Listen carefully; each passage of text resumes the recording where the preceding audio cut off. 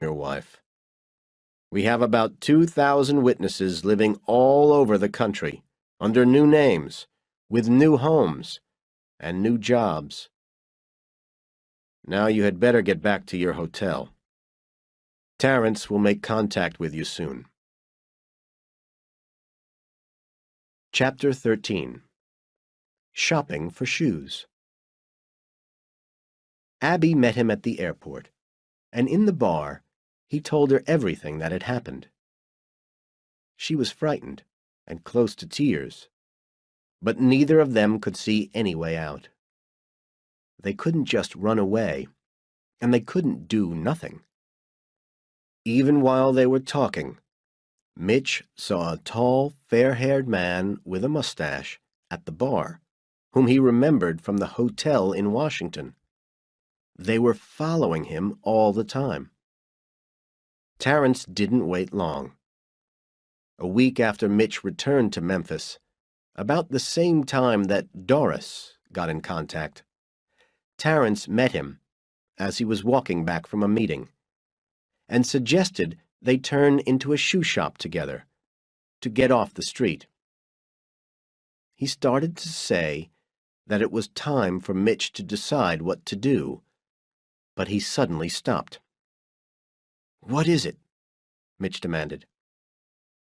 "I just saw someone walk by the shop and look in at us. Listen carefully, Mitch. We'll walk out together, and as soon as we're outside, you push me away and shout at me.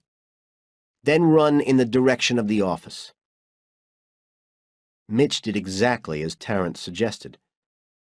As soon as he got back to the Bendini building, he went to Avery Tollison's office and reported that the same FBI agent had contacted him again. By the time they got to Locke's office, Lambert and McKnight were there as well. He pretended to be frightened and upset, and demanded to know why the FBI had now contacted him twice. Lambert told him the same story as before. Mitch hardly heard him. He watched his lips moving and thought of Kaczynski and Hodge and their families. Then Locke asked him what had happened today. "Terrence pushed me into the shoe shop. I tried to run away, but Terrence followed me and grabbed me. I pushed him away and ran back here. That's all that happened. What shall I do?" "Nothing, Mitch," said Lambert. "Just stay away from this Terrence. If he even looks at you, report it to us immediately." "That's what he did," said Avery. Mitch tried to look as pitiful as possible. "You can go, Mitch," Lambert said.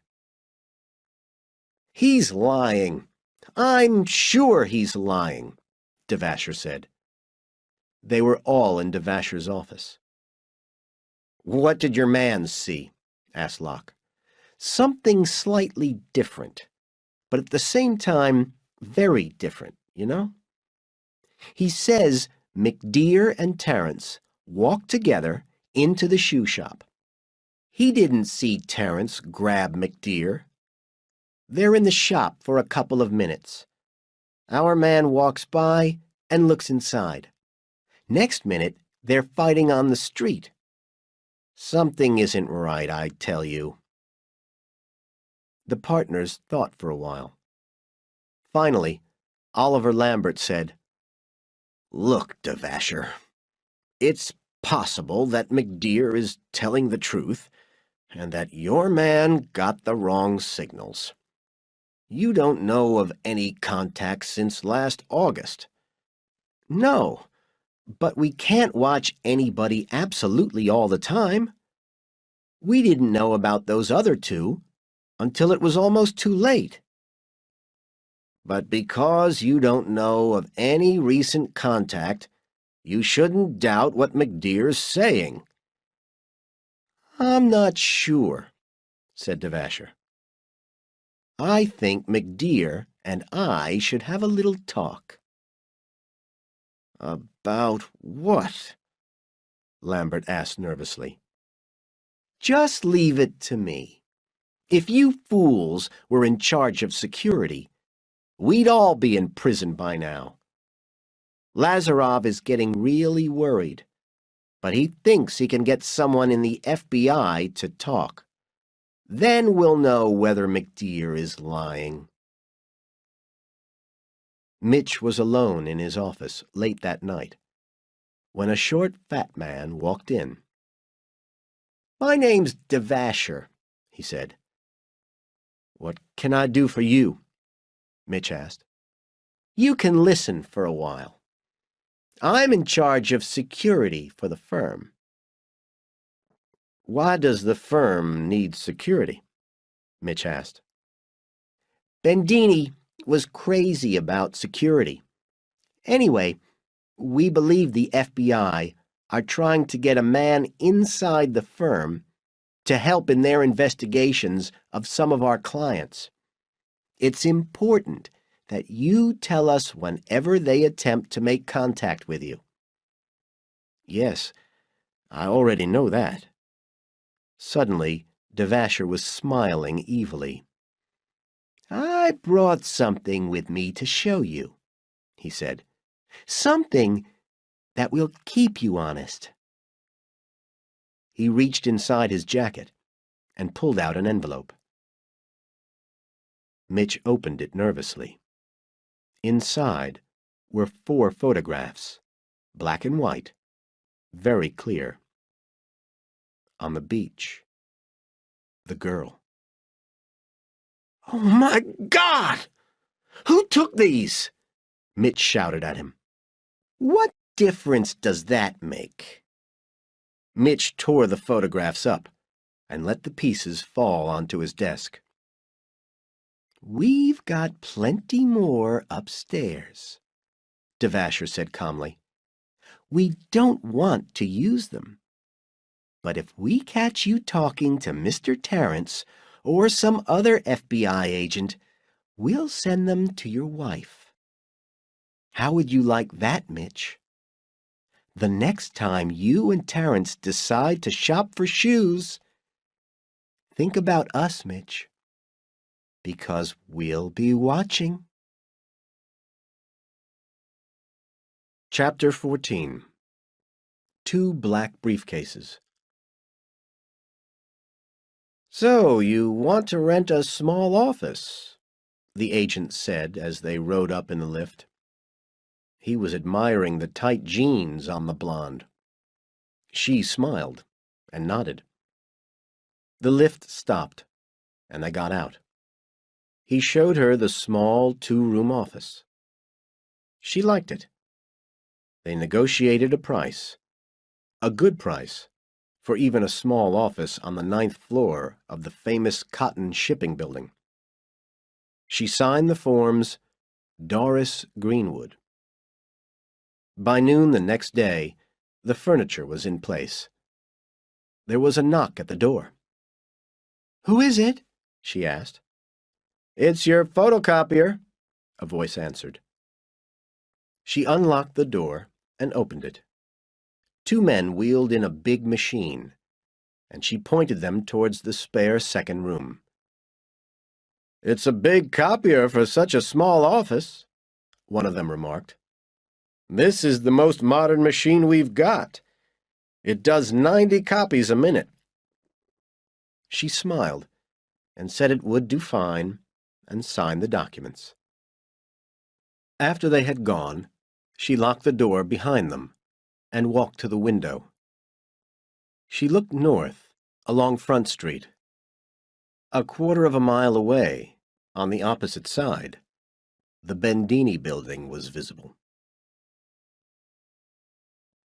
On a Tuesday morning, Mitch's secretary checked that he had everything for his meeting with Frank Mulholland in 15 minutes. Mitch, sitting at his desk, pointed at a large black briefcase. He finished signing the letters on the desk in front of him, picked up the briefcase and a thin document case, and left the building. He checked that the briefcase was in his right hand and the document case in his left. That was the signal. On the 9th floor of the Cotton Shipping Building, Tammy moved away from the window, put on her coat, and left the office. Mitch entered the building and went straight to the lifts. Mulholland's office was on the 7th floor. Mitch pushed the button. He was not alone in the lift, but he didn't think they had followed him here. He put the briefcase down on the floor by his foot. Tammy got into the lift on the 4th floor. She had brought with her exactly the same kind of briefcase that Mitch had. She didn't look at Mitch, but stood next to him and put her briefcase down on the floor next to his. On the 7th floor, Mitch picked up her briefcase and left the lift. On the 9th floor, Tammy picked up his briefcase and went to her office. The briefcase was full of files from Bendini, Lambert, and Locke. Tammy locked the door behind her. There were 7 thick files. She laid them on the table next to the copier. She took the papers out of the first file and put them into the copier. She pushed the print button and watched the machine make 2 perfect copies of every page. Mitch's meeting with Mulholland went well. They shook hands at the end and arranged another meeting next week. The lift stopped on the 5th floor, and Tammy walked in. It was empty, except for Mitch. When the door closed, he said, "Any problems?" "No, 2 copies are locked away." "How long did it take?" 30 minutes. The lift stopped on the 4th floor, and she picked up the empty briefcase. "Midday tomorrow?" she asked. "Yes," he replied. The door opened, and she disappeared onto the 4th floor. He rode alone down to the ground floor and walked, with a briefcase in each hand, looking just as a lawyer should, back to his office. Chapter 15. Secret Talks. A week later, Mitch was having lunch with the partners in their 5th-floor dining room. Each year, every associate member was invited twice. Throughout lunch, Mitch knew that he was being watched very closely. They were looking for any signs that he was a less keen member of the firm than he used to be. So he forced himself to smile and to eat the food they offered him. It was impossible for him to forget the pictures of him and the girl in the sand. Had they all seen the pictures? Had they passed them around this table? Oliver Lambert had never been so charming. He told stories about past members of the firm, congratulated Mitch on the hours he was working and the amount of money he was earning the firm, and said he deserved the holiday he was taking next week. "You and your wife are off to the Caymans, I hear," Royce McKnight said. "You'll love it there." "Do you dive?" asked Lambert. "No, but we plan to do plenty of swimming," Mitch said. "If you want to learn to dive," Lambert went on, "there's a man called Adrian Bench who has an excellent diving school on the north end of the island. It's worth a visit." In other words, stay away from A-Banks, Mitch thought. "Thanks. I'll remember that," he said. "But be careful, Mitch," Lambert said. "It brings back memories of Marty and Joe." The partners looked down sadly at their plates. Mitch felt sick. They had killed Marty and Joe for doing exactly what he was doing. He wanted $2 million from the FBI, there were a couple of other things he wanted too. At the same time that Mitch was having lunch with the partners, Tammy Greenwood Hemphill parked her dirty brown Volkswagen behind the shiny Peugeot in the school car park. She left the engine running. She got out of the car, pulled a key from her pocket, opened the back of the Peugeot, and took the heavy black briefcase out. Then she drove away in her own car. At a small window in the teacher's lounge, Abby drank coffee and stared through the trees into the car park. She smiled and checked her watch. 12:30, as planned. Tammy drove back to her office. No one followed her. No one knew of her existence. There were 9 files this time. He had said there would eventually be about 40. She copied them all. On the way back to the school, she took all the copied files to the small storage room she had rented in her name. At 3 o'clock in the morning, Mitch got quietly out of bed and got dressed. Without a word, he kissed Abby, who was awake, and left the house. He had a meeting at an all-night cafe 25 miles out of town.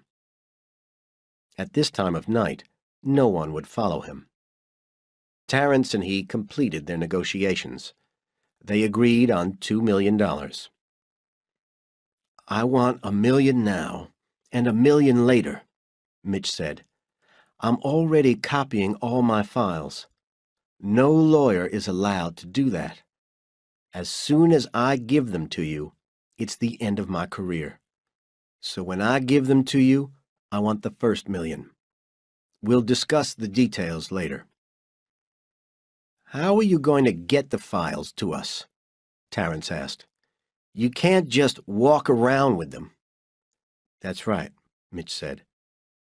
"When I hear that the first $1 million has gone where I want it to go, then I'll give you the key to a storage room somewhere in the Memphis area." "And the second $1 million?" Terrence asked. "When you and I and Voiles decide that I've given you enough documents to make the arrests you want, then I get half. After I appear in court as a witness for the last time, I get the other half." "Agreed," Terrence said. "And there's one other thing I want, Terrence." "Yeah?" "I want my brother Ray out of Brushy Mountain Prison." "That's ridiculous, Mitch. We can't do that." "You can find a way. If you can't do it by bending the rules, then you can help him escape. But you can do it. The FBI can do anything, remember?" "I'll see what I can do," Terrence said helplessly. "But Voiles isn't going to like it." "Tell him that he doesn't get to see anything, not a single file, unless he promises to get my brother out. Not even a file on one of my clean clients. I don't know why you want those files anyway." "Because when we've got them," Terrence said, "we've got you. Actually, you're probably already working with criminal clients without knowing it. It makes it easier for the firm to persuade you later to do whatever they say, because they'll tell you that you've already done enough to go to prison." Chapter 16. No Kiss. At 8 o'clock on the morning after Mitch and Abby returned from the Caymans, Oliver Lambert and Nathan Locke were allowed through the metal door on the 5th floor. They went to Devasher's office. "I talked to Lazaroff yesterday in Las Vegas. He's still worried. He wants you to make sure that any associates who don't know about our real business here work only on clean files." "Okay. What about McDeer?" Lambert asked. "He had a wonderful week with his wife. They stayed in the other house, of course. You should see her in a string bikini. We took some pictures, just for fun. I didn't come here to look at pictures, Locke said angrily. All right, all right. They spent a whole day with our friend A-Banks. We don't know what they talked about. Whenever we got someone close to them, they were only talking about fishing or something. But I don't like it at all. What can they talk about? Said Lambert. Of course they'll talk about Hodge and Kozinski, but there's no harm in that. They can't find anything out, can they? No, Devasher admitted, but I still don't like it. I know McDear tells lies. I know he lied about that shoe shop. And Chicago is worried. So I'm worried. That's my job. As long as the FBI are around, I'll be worried. It was very unusual for wives to appear at the Bendini building. Abby arrived there unexpectedly. The receptionist phoned up to Mitch's office, and his secretary came down to explain that Mitch was in a meeting. He's always in a meeting, Abby replied. Get him out of it. She waited in Mitch's office. He was on the 3rd floor, in Avery's office, helping him prepare for another visit to the Caymans. Probably taking cash for the Maroltos, Mitch thought. His secretary found him there and told him about Abby. He walked down to his office, where Abby was walking up and down. Mitch, I have to go and see my parents, she said. My father just called me at school. My mother's ill. She's got to have an operation tomorrow. I'm sorry, Mitch said. He didn't touch her. She wasn't crying. I've told the school I'll be away for a while, she said. How long? I don't know. Mitch, we need some time away from each other. I think it will be good for both of us. Let's talk about it. You're always too busy to talk. I've been trying to talk to you for 6 months, but you can't hear me. I'll be back. I promise. I just don't know when. I love you, Mitch. He watched her open the door. There was no kiss. On the 5th floor, an engineer pushed the emergency button for Devasher's office.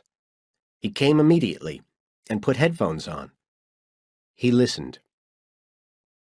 When did this happen? 2 minutes ago. In his office. 2nd floor. She's leaving him, isn't she? Hell, she's our best lever. What good are those photographs if she's leaving him anyway? Abby started for Kentucky, but didn't arrive there. She made sure that she wasn't being followed, and then went to Nashville Airport. From there, she flew to the Caymans. Avery finished his business at the Royal Bank of Montreal, and after changing his clothes, made his way to Rumhead's bar. Just after he arrived, Tammy nervously entered the crowd and sat at the bar. She was wearing a bikini which hardly covered her body. She was 40, but 20 pairs of hungry eyes followed her to the bar, where she ordered a soft drink and lit a cigarette. She went over to Avery's table and asked if she could sit down. He couldn't believe his luck. Of all the men in the bar, she had picked him. I'm Avery Tollison, from Memphis. Nice to meet you. I'm Libby. What brings you here? Avery asked.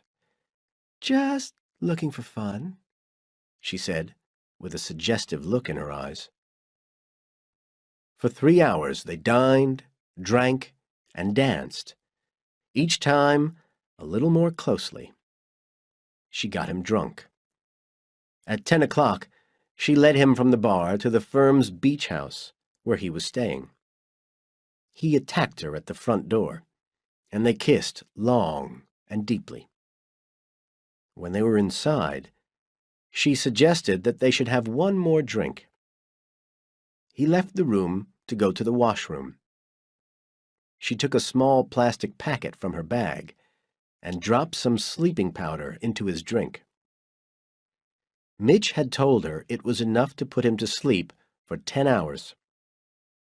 When he returned, she watched closely as he swallowed his drink. He was too drunk to taste a thing.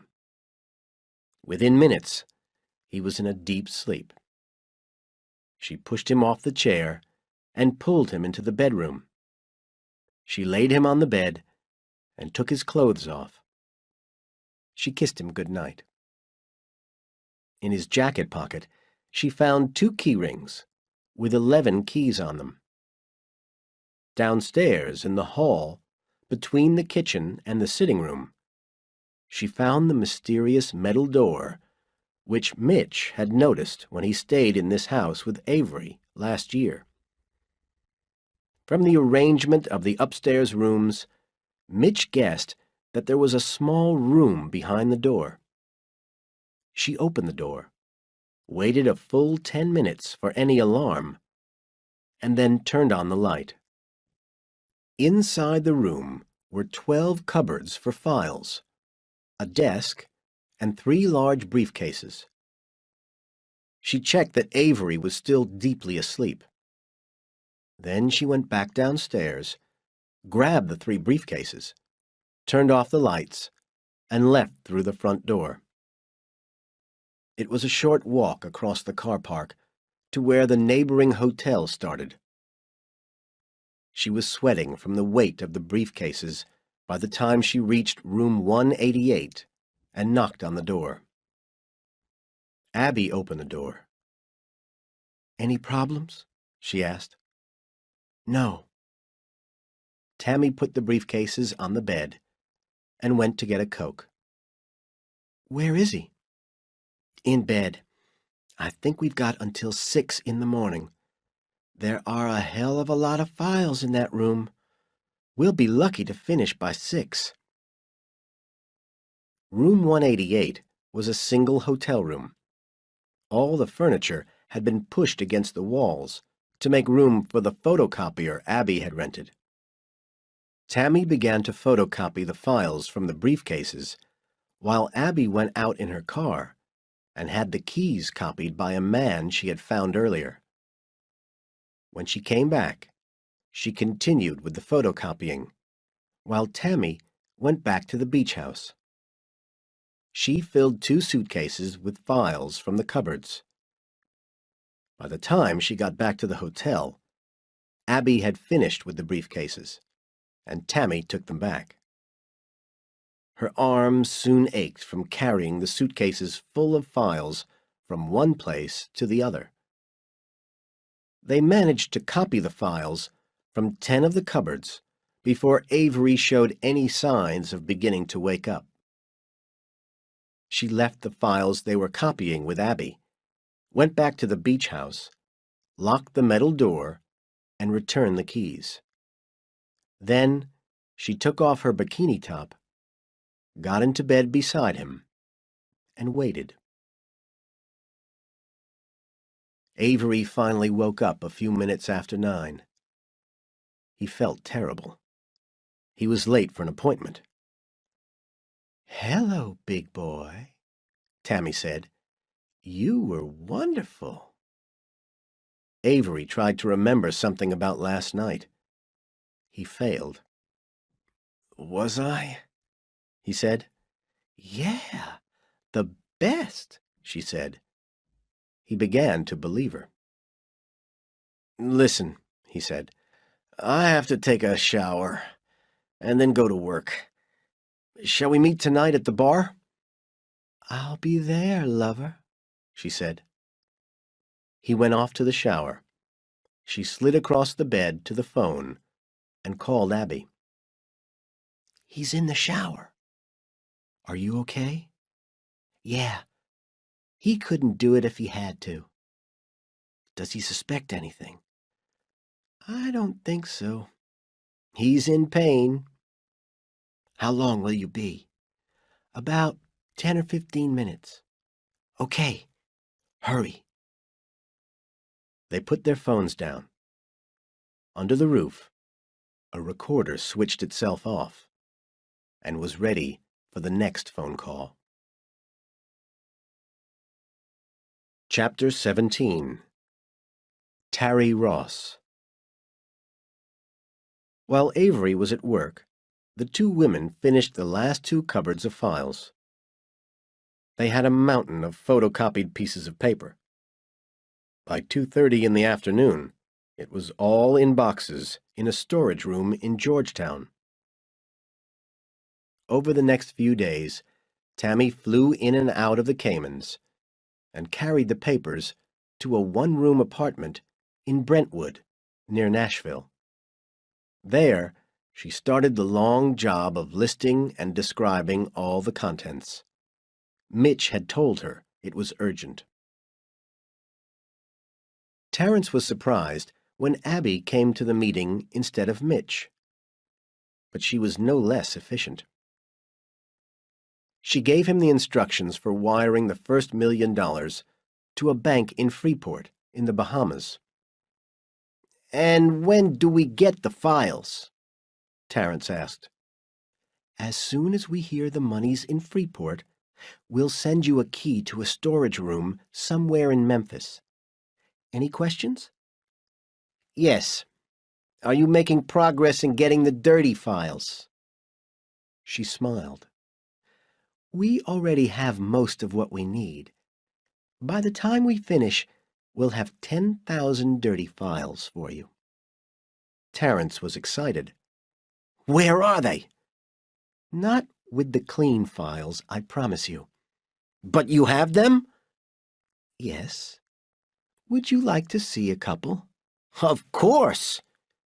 "You can. As soon as Ray is out of prison." Tarry Ross was known to the Palumbo family as Alfred. The fewer people who knew his real name, the better. Then his employers, the FBI, would never hear about his profitable extra work.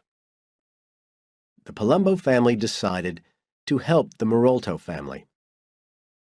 Lazarov told them he wanted some information out of the FBI. The Palumbos said they would do it for $500,000. Lazarov agreed, and Vinnie Kotso from the Palumbo family met Ross. "Make it quick, Kotso," Ross said nervously. "Did you ever hear of the Bendini firm in Memphis?" Kotso asked. "No." The rule was always to say no at first, and always make them wait. That way, the price went up. Of course he'd heard of Bendini, Lambert, and Locke. Vinnie went on.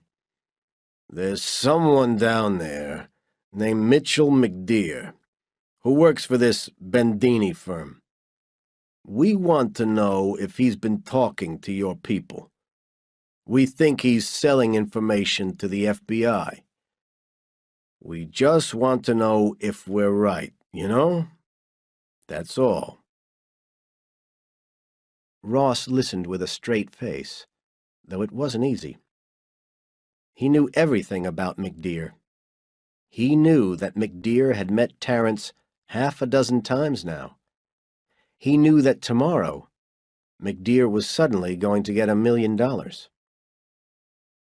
"I'll see what I can do," he said. "How much?" "200,000. "In cash?" Ross said in amazement. "Yeah. You can see we're real serious about this. Can you do it?" "Yes." "When?" "Give me 2 weeks." Chapter 18. fitting the pieces together.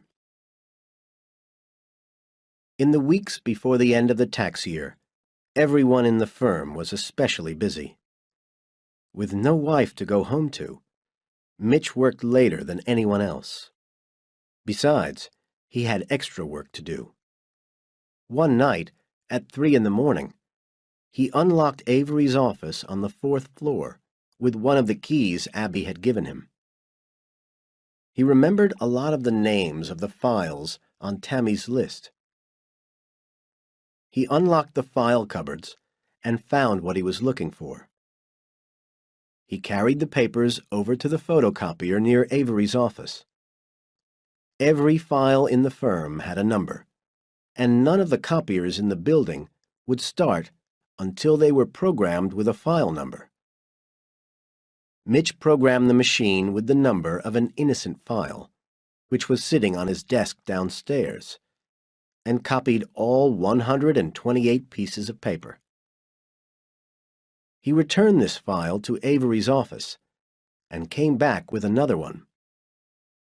He programmed in a different number. That night, he used 18 file numbers from his own files, and 3 he borrowed from Lamar Quinn's files. A wire led from the copier through a hole in the wall and down the inside of a cupboard, where it joined wires from 3 other copiers on the 4th floor. This new, larger wire ran down to the 3rd floor, where a computer recorded every copy made within the firm so that they could bill the proper client. An innocent-looking gray wire ran from this computer up through the 4th floor to the 5th, where another computer recorded the same information and added the details of which machine was used to make the copies. Devasher was trying to fit the pieces together. Something was wrong, but he couldn't work out what it was. He voiced his thoughts to Lambert and Locke. His wife leaves, saying her mother's got to have an operation and that she's tired of him, right? But from the conversations we've recorded, things weren't that bad between them. And why can't we find a hospital that's heard of Maxine Sutherland? We've checked every hospital in Kentucky, Indiana, and Tennessee. Doesn't that seem odd to you? Not really, Lambert said. People often use hospitals on the other side of the country, if that's where the specialist doctor is. And her parents are rich people. They'd find the best medical help, wherever it was. Locke nodded and agreed. How much has he talked to her? She calls about once a day. All they talk about is her mother and his work and stuff like that. Hasn't she mentioned the name of the hospital? Asked Locke. Not once. Sometimes I think it's a trick to get her out of town, to protect her. I can't believe that, Lambert said. There's no proof of that. Devasher looked angrily at them and walked nervously up and down behind his desk. About 10 days ago, someone made a lot of unusual copies on the 4th floor at 3 o'clock in the morning. At the time, only McDear and Scott Kimball were in the building. Neither of them has any business on the 4th floor. 21 file numbers were used. 3 belonged to Lamar Quinn's files, and the other 18 all belonged to McDear's files. None belonged to Kimball. The copier used was the one nearest to Avery's office, and McDear works closely with Avery. Who do you think made the copies? How many? Just over 2,000. Which files? his own tax clients. At this time of year, that seems fine, doesn't it? But 5 days later, his secretary used the same 18 file numbers to make 300 copies. It seems to me that 300 copies is what you'd expect for tax clients at this time of year. But 2,000? Locke and Lambert were listening closely now. So, what was he copying? Devasher continued. I don't know, but Avery's got cupboards in his office where the real files are kept.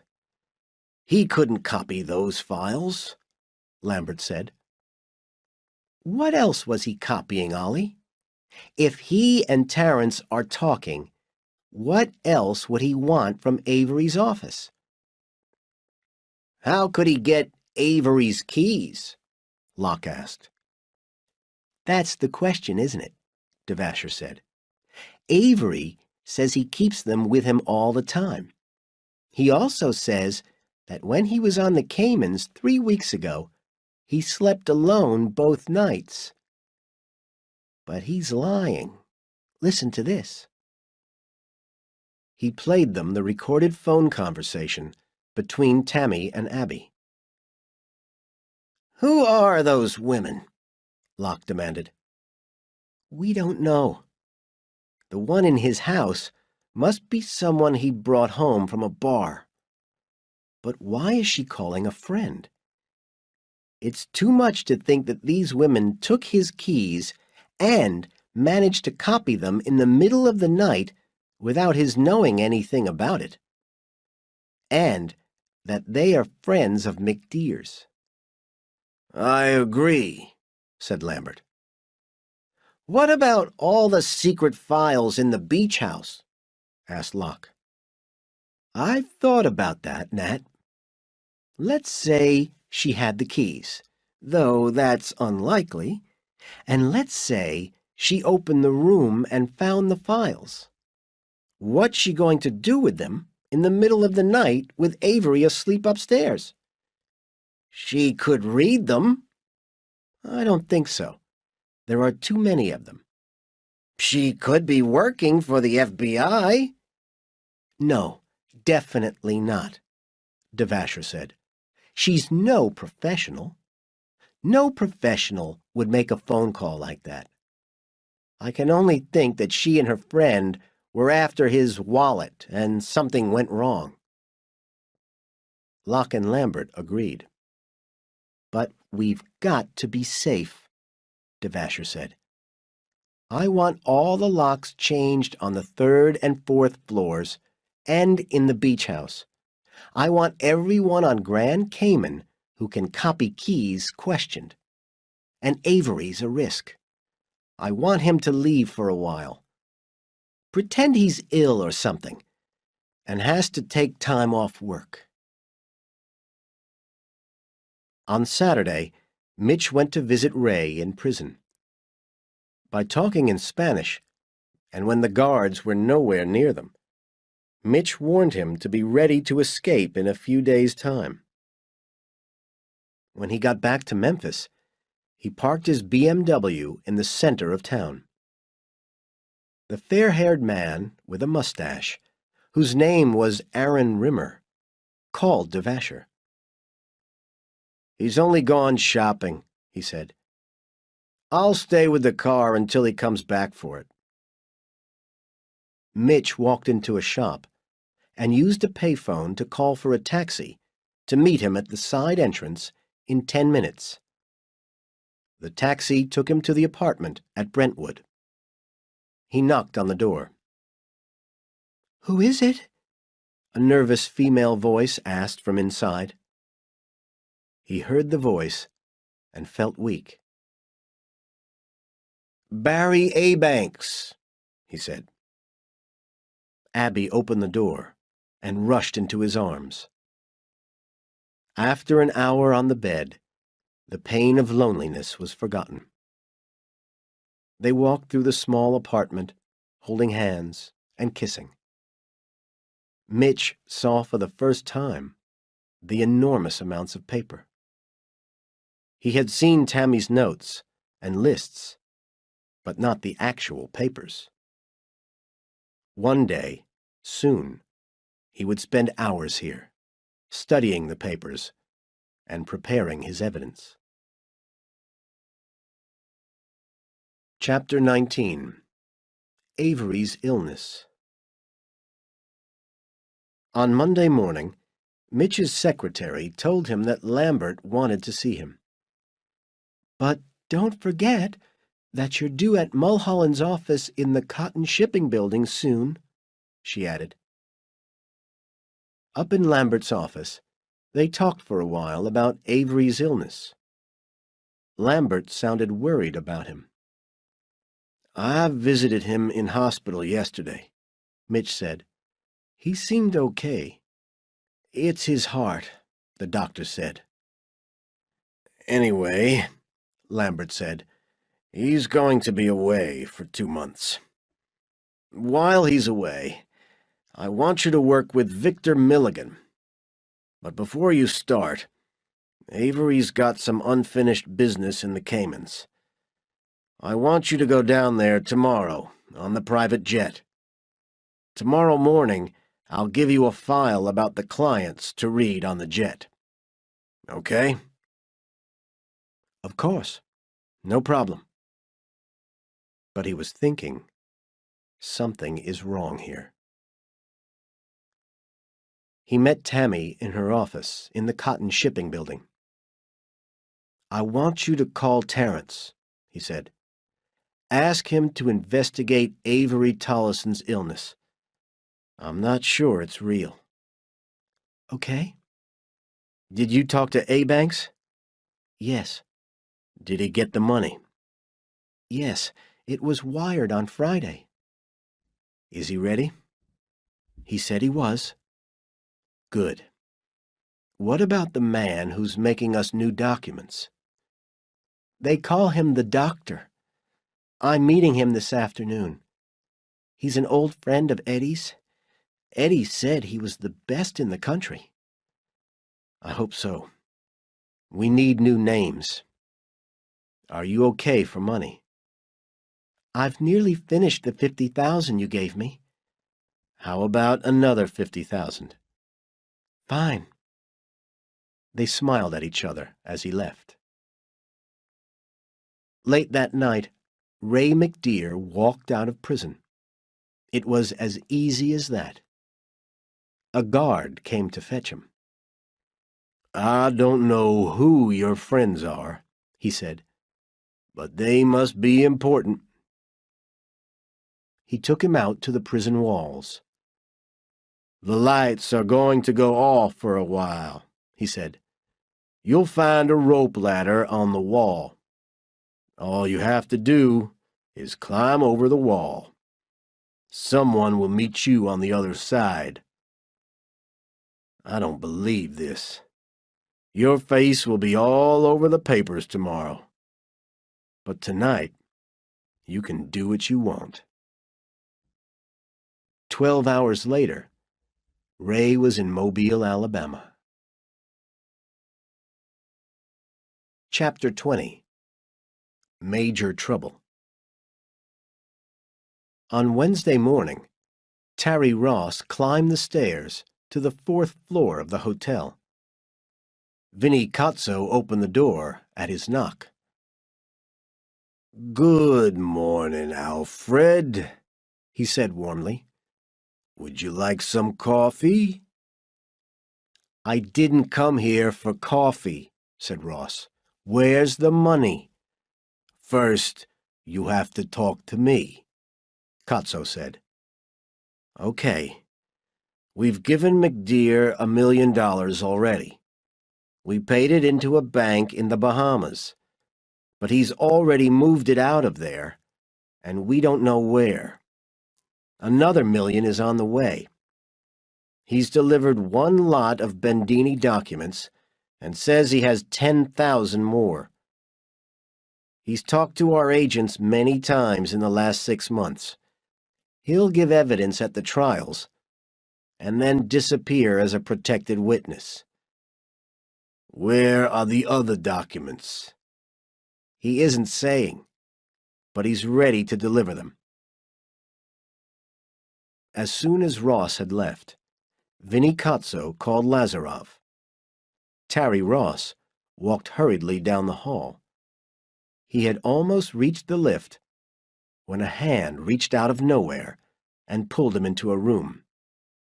He was thrown to the floor, and his briefcase full of money was emptied onto the bed. "You disgust me, Ross," said Voiles. "I can't believe it's you. What did you tell Kotzo?" Ross began to talk. Devasher ran down the stairs to the 4th floor and burst into Locke's office. Half the partners were there, and the rest were on their way. He quickly told them what Kotzo had told Lazarov. "The FBI have had plenty of our files for about a week already. They haven't moved. That must mean that this first lot of files is clean. McDear was just warming them up. He's in it for the money. But we have to suppose that the next lot of files will destroy us. Where is McDear?" Milligan spoke. "In his office. I just talked to him. He suspects nothing." "Good. He's due to leave in 3 hours for Grand Cayman, isn't he, Lambert?" "Yes, around midday." "The jet will never arrive. There'll be an explosion." "The jet?" asked one of the partners. "Yeah, the jet. Don't worry, we'll buy you another toy. Lazarov is on his way. As soon as we've got rid of McDear, we're going to look long and hard at this operation and make whatever changes are necessary." Locke stood up and said to Lambert, "Just make sure McDear's on that jet." Mitch's secretary picked up the phone. "Mr. McDear's office," she said. "I need to speak to him," the man's voice said. "I'm sorry, he's busy at the moment." "Listen, young lady, this is Judge Henry Hugo, and he was supposed to be in my courtroom 15 minutes ago. We're waiting for him. It's an emergency." "There's nothing in his diary for this morning."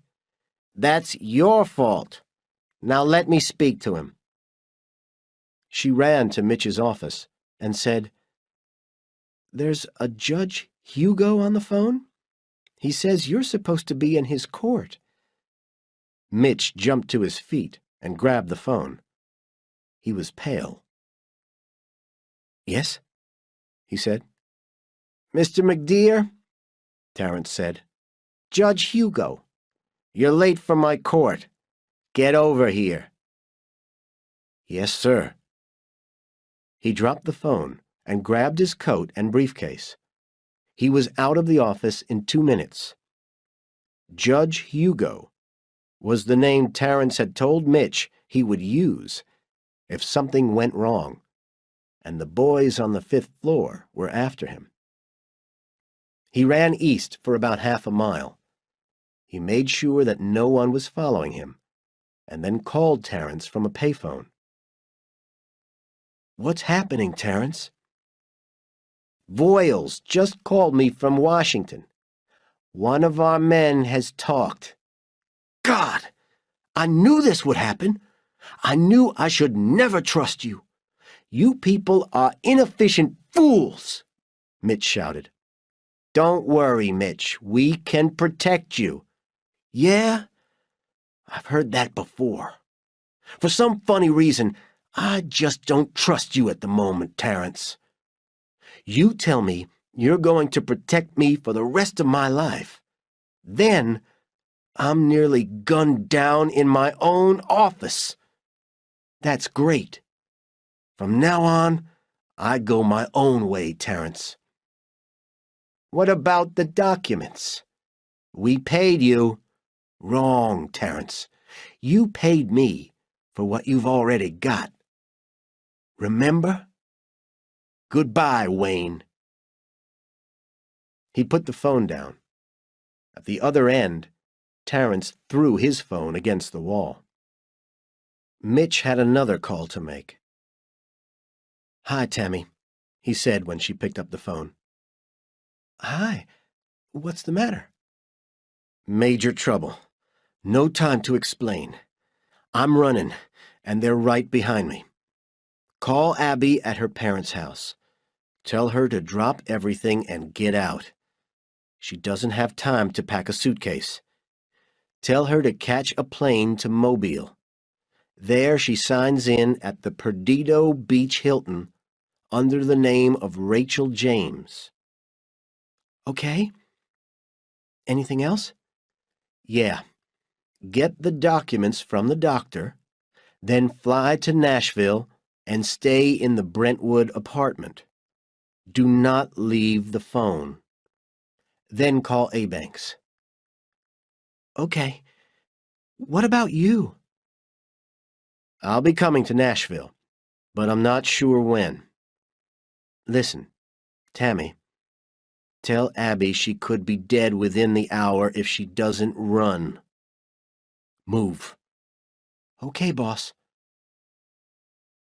At the airport, Mitch bought several tickets in his own name for various destinations around the country. In the name of Sam Fortune, and in cash, he bought a ticket for Cincinnati. Lazarov entered the corner office on the 4th floor, and no one could meet his eyes. "We can't find him," Devasher said. "You mean he just got up and walked out of here?" Lazarov asked. There was no answer. None was needed. "All right, Devasher. This is the plan. Send every man you've got to the airport. Check with every airline. Where's his car?" "In the car park." "He walked out of here on foot? Joey's gonna love this. How many partners have we got?" 16 who are here." "Divide them up in pairs and send them to all the major airports in the country. Go and get his wife. Don't hurt her yet. Just bring her in. Hurry." Voiles had also come down to Memphis. At that moment, he was in Terrence's office, giving very similar instructions to his men as Lazarov was giving to his. Chapter 21. On the Run. From Cincinnati, Mitch flew to Nashville. He hired a van and drove to the apartment. On the way, he bought some equipment from a photography shop. When he arrived, Tammy gave him some food. At 10, he called the Perdido Hilton. He asked for Rachel James, but she hadn't arrived. He asked for Lee Stevens. After a few moments, someone picked up the phone. "Yeah?" "This is Mitch. Congratulations." Ray fell on the bed and closed his eyes. "It was so easy, Mitch. How did you do it?" "I'll tell you when we have time. But at the moment, there are a lot of people trying to kill Abby and me. We're on the run. Don't ask me about it now. It's the Mafia and the FBI. "Is that all?" Mitch laughed. "Abby will be arriving at your hotel soon.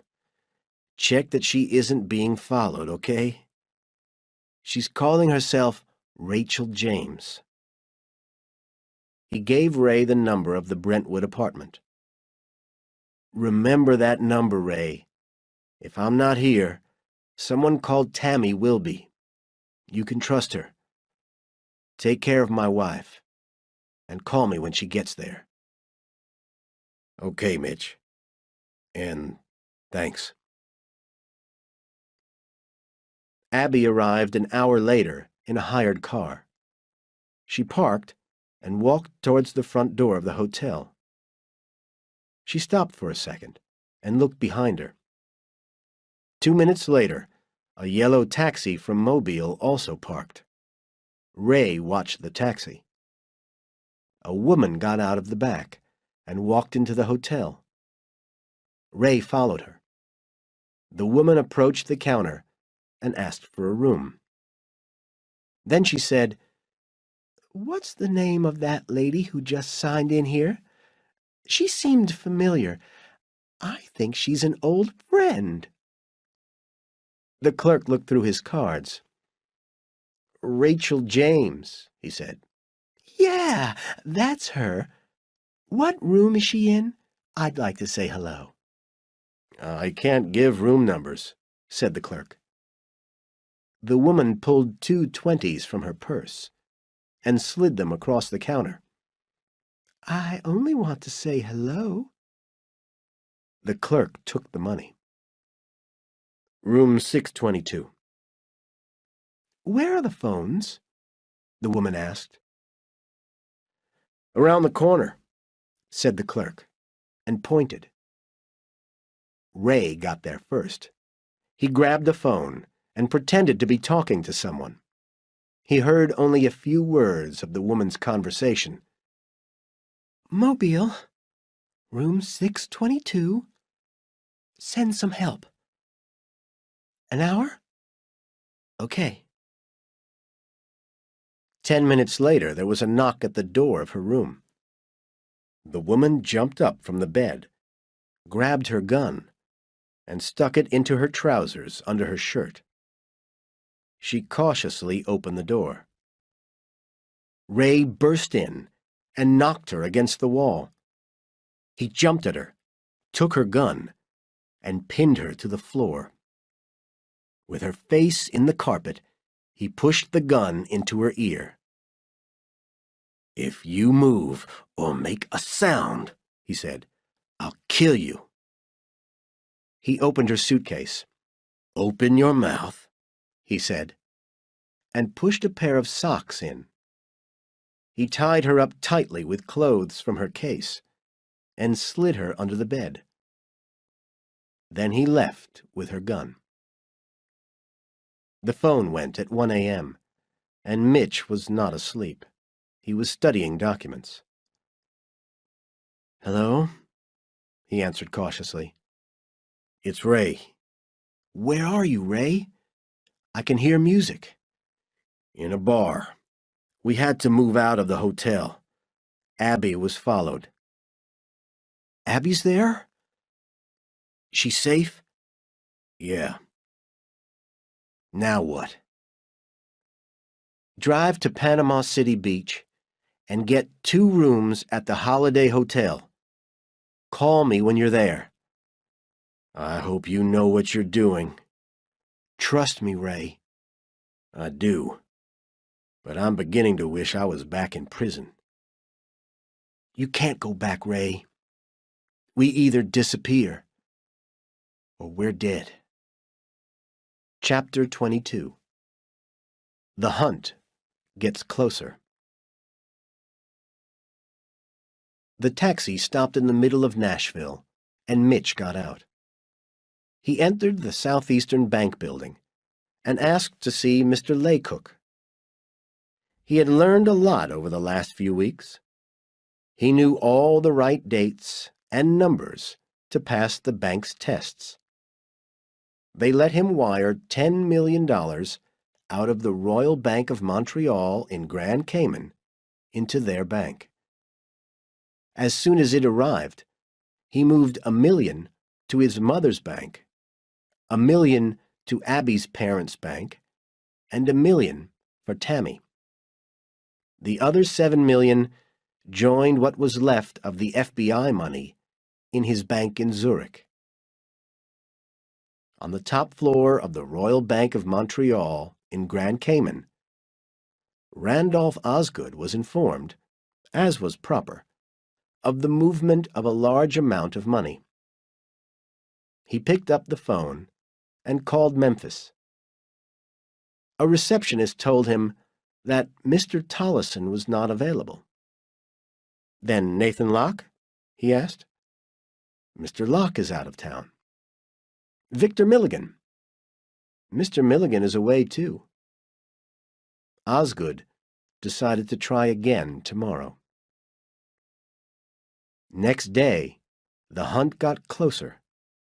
The police were looking for a man who had attacked a woman in the Perdido Beach Hilton.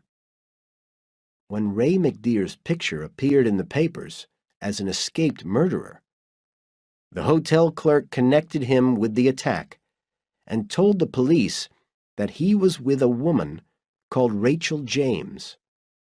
The victim of the attack, Karen Adair, supported by her boyfriend, Aaron Rimmer, agreed that the criminal was Ray McDeer.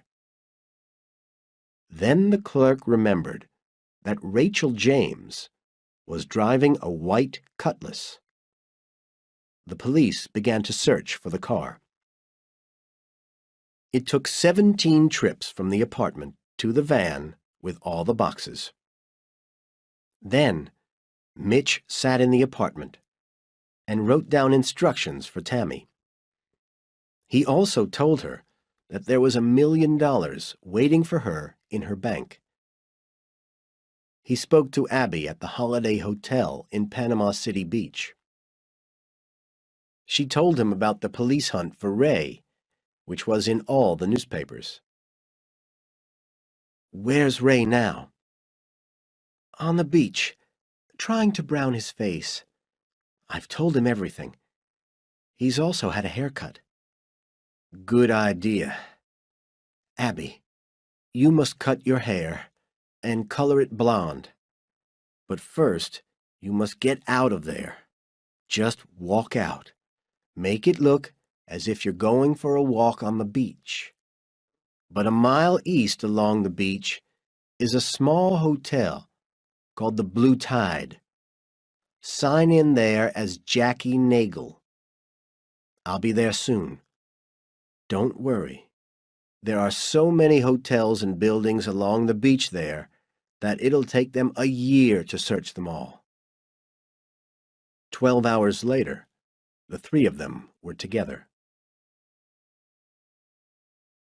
Chapter 23. Panama City Beach. Joey Marolto flew down with 40 of his men. He settled himself in the Sandpiper Hotel. The first thing he did was get all the available partners and associates from Memphis to come to Alabama. These people knew McDeer. They could recognize him. 3 miles along the beach, F. Denton Voiles and Terrence were sitting in their hotel, waiting for news. They had 60 FBI agents and hundreds of local cops searching for the car.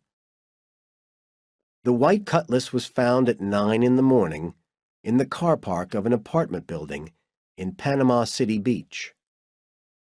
Voiles immediately moved all his men down there. A local cop phoned that nice Mr. Rimmer to tell him the news, so that he and his pretty girlfriend would feel better.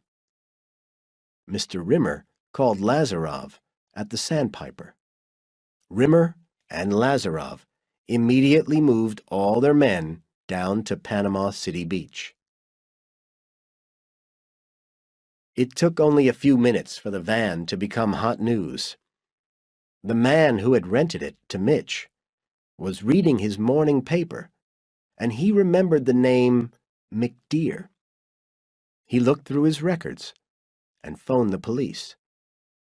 A short while later, Voiles and Terrence got the news. They realized that the van must be for carrying the files. At 9, Mitch called Tammy. She had the new documents and passports. Mitch told her to send them to Sam Fortune at the Blue Tide Hotel and gave her the address. He told her to make sure they arrived the next day. Finally, he told her to leave Nashville, drive to Knoxville, and call him from there. By midday, all the roads to the coast around Panama City Beach were closed by the police. Lazarov and Maralto were in the Best Western Hotel, while their men were out searching. At 4 in the afternoon, a clerk in the Holiday Hotel told the police that Abby McDear was probably the woman who had paid cash for 2 rooms for 3 nights, but hadn't really used either of them. At 4:58, a police car stopped in the car park of a cheap hotel and found the van Mitch had rented. It was empty. Andy Patrick had first gone to prison for 4 months when he was 19. Since then, he had committed plenty of minor crimes. He hated violence. He hated cops. A cop had once beaten him so badly that he lost one eye. 6 months ago, he found himself in Panama City Beach and got a job as a clerk at the Blue Tide Hotel. Around 9 on Friday night, he was watching TV when the cop walked in. "We're looking for some people," said the cop, and laid pictures on the counter. "Seen any of them?" Andy studied the pictures. He thought he recognized the one of Mitchell Y. McDear. His criminal's mind began to work. "I haven't seen them," he said. "I'll tell you if I do." "They're dangerous," said the cop. "You're the dangerous one," Andy thought. As soon as the cop had left, Andy went and knocked on the door of room 38. He could see the red lights of police cars passing on the road behind the hotel. "Who's there?" a woman's voice said. "The manager," Andy replied. Mitch opened the door. Andy could see he was nervous. "What is it?" he asked. "The police were just here," Andy explained. "They showed me some pictures. I said I couldn't recognize them." "Do you know what I mean?" "They said one of these people had been in prison. I've been in prison too, and I think everyone should escape. Am I making myself clear?" "Yes," Mitch said. "What's your name?" "Andy." "Andy, I'll give you $1,000 now and another 1,000 tomorrow if you're still unable to recognize any of the faces in the pictures."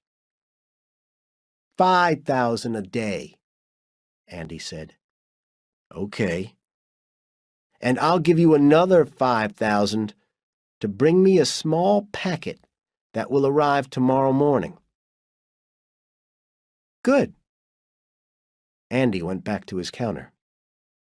Back in the room, Mitch said, "I think our luck has just changed for the better."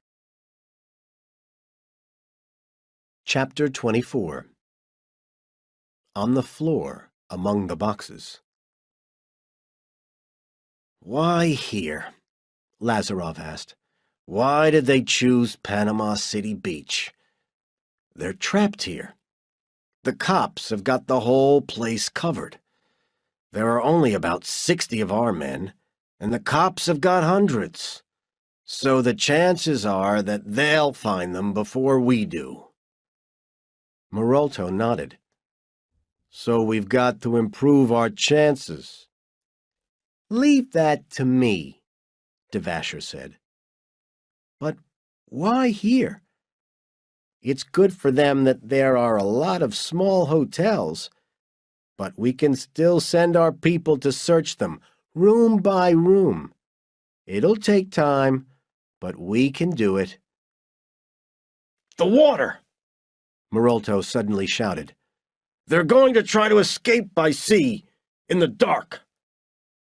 "That makes sense to me," Devasher said. "So where are our boats?" Marolto said. Lazarov jumped from his seat and began shouting orders down the phone. He wanted his men to hire every available boat and stay out at sea, waiting. Devasher gave his own orders to Rimmer and his men. Rimmer drove up to Tallahassee and phoned the police from there. "Listen," he said excitedly. "I just saw those 3 people you're after. They're driving a green Ford van. They're going south." 5 minutes later, Fat Tony Verkler did exactly the same from a few miles further south.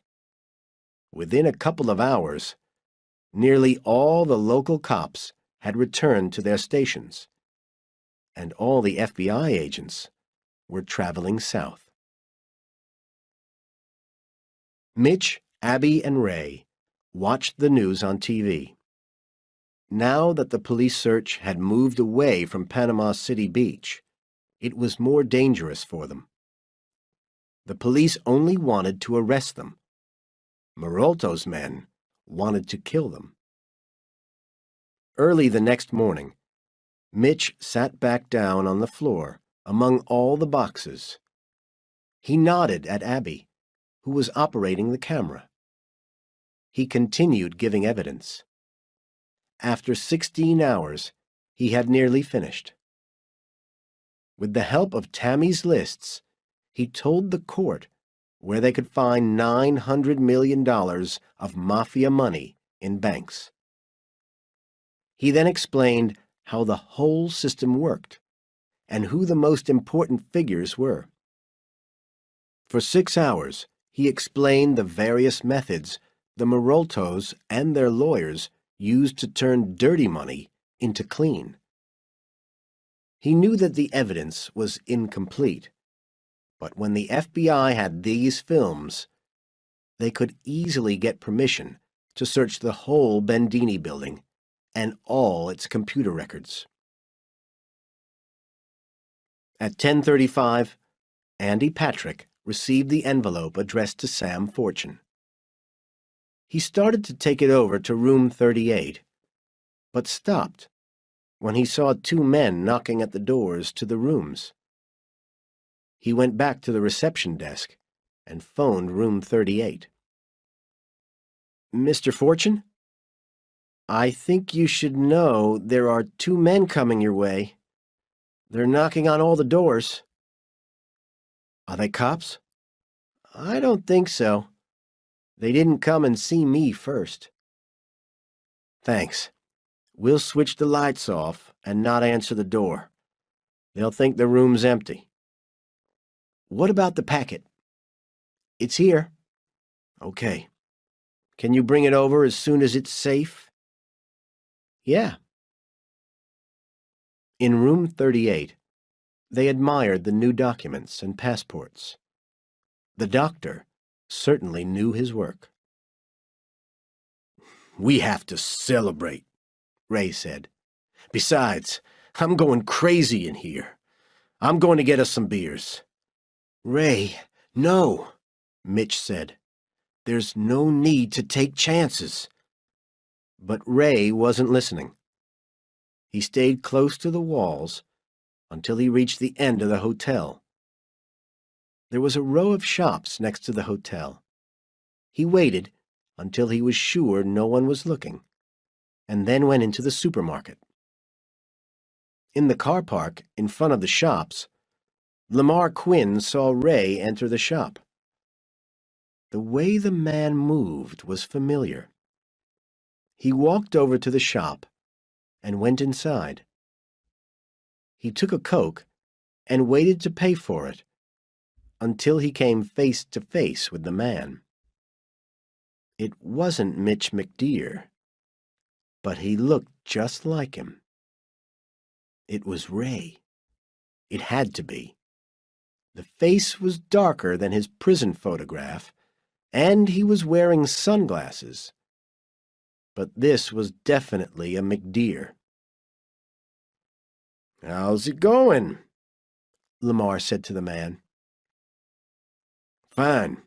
You?" Even the voice was similar. Lamar paid for his drink and returned to the car park. He calmly put the Coke in his car. Then he went to the next shop to continue his search for the McDears. Chapter 25. The Pier. The Dan Russell Pier was the one which was furthest west of the 3 piers on Panama City Beach. It was about half a mile east of the Blue Tide. At 11:30, Abby left room 38 and began walking east along the beach. 5 minutes later, Mitch left. While Abby was dressed to look like a tourist, Mitch was dressed all in black. So was Ray, who left 5 minutes after Mitch, locking the door behind him. At midnight, Abby stood at the end of the pier. Mitch sat on a chair at the beach end of the pier. Ray was standing on the sand about 50 yards away. Abby hid as much of her torch as possible in her coat and pointed it out to sea. She switched it on and off, on and off. There was no reply. She tried again. Again, there was no reply. From the corner of his eye, Mitch saw someone jump onto the pier and walk quickly towards Abby. It was Rimmer. Mitch was up and running silently after him. Rimmer walked up behind Abby and called her name. She turned round and started to scream. Rimmer jumped at her, and at the same time, Mitch dived headfirst into his legs. All 3 fell down onto the hard surface of the pier. Rimmer hit Mitch hard in the eye and reached for his gun. He never found it. Ray charged into him and hit him again and again until he was unconscious. "Switch on the torch again, Abby," Ray said as he unwrapped the rope from his waist. She turned out to sea and did as he said. "What are you going to do?" Mitch whispered, watching Ray and the rope. "We can either shoot him or drown him," Ray said. "We have to do one or the other." "Oh, my God," said Abby. "Don't fire the gun," Mitch whispered. "I agree," Ray said. He twisted the rope around Rimmer's neck and tightened it. Rimmer didn't move. After 3 minutes, Ray slid the body at the end of the rope down into the water. Abanks was late, but he found a way through the small boats which were waiting out at sea. None of Maralto's men even saw him come, and none of them saw him go with his 3 new passengers. At 6 in the morning, Tammy phoned Terrence, just as Mitch had said she should. "You can have the files now, Wayne," she said. "They're in room 38, Blue Tide Hotel, Panama City Beach. The clerk is called Andy, and he'll let you into the room. Be careful with the files, Wayne. We've taken a lot of time and trouble getting them all neat for you. And you'll find 16 hours of film there, too. I have just one question, Terence said tiredly. Where is he? By now, said Tammy, they're on a plane to South America. I've got to go. Goodbye. The boat A. Banks had bought them was perfect. With it and the money, they could spend the rest of their lives sailing in luxury among the thousands of islands in the West Indies. They could have homes on 2 or 3 of the smaller ones, like Little Cayman, where no one ever came. A. Banks taught them all he knew about boating and about the islands. They knew from newspapers that the firm and the Moralto family were finished. 51 present and past members of the firm were arrested, and the Moralto family trials would go on for years. The Memphis newspapers listed the names of all the arrested lawyers. As Mitch read their names, he saw their faces. He almost felt sorry for some of them, and he pitied their wives and children. What a waste of talent. I love you, Mitch. Abby was standing behind him. We'll be okay. As long as we're together, we can handle anything. I never really wanted to be a lawyer anyway, Mitch said. I always wanted to be a sailor.